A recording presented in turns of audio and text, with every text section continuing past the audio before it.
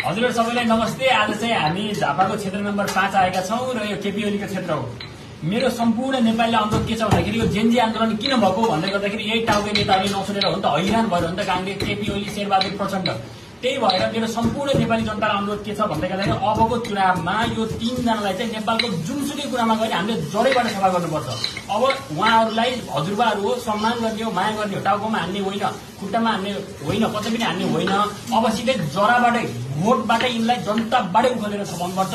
जुन यत्रो आन्दोलन गर्दाखेरि उहाँहरू चेप्नु भएको छैन।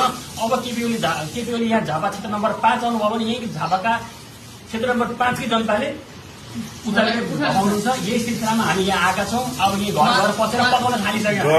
घर पनि केपी ओली घर पनि यो केपी ओली हजुरको घरमा आएर हामी खाना पकाउँदैछौँ। मिठो खाना खाएर ताकतिलो भएर हामी तपाईँलाई सम्मान गरेर तपाईँ अभिभावक भएर बस्नु। अब देश हामी आराम गर्नुहोस् ओलीजी, प्रचण्डजी, शेरबहादुर देउवाजी, तपाईँहरू आराम गर्नुहोस्, हामी चलाउँछौँ देश, हामी बोलाउँछौँ देश। घर पनि केपी ओलीकै। यसमा के छ भन्दाखेरि हामीले यतापट्टि सरोजजीलाई आउनुहोस् त यहाँ हजुर पनि यसमा समर्थन हो नि होइन,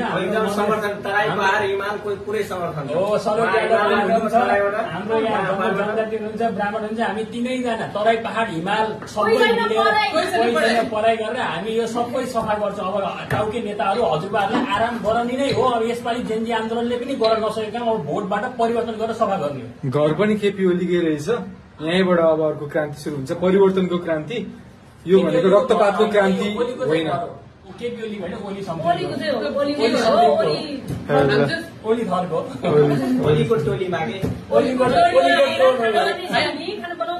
ओलीको टोलीबाट हाम्रो यो सन्देश आशा गर्छौँ तपाईँहरूले राम्रोसँग दिनुभएको छ भन्दै धन्यवाद।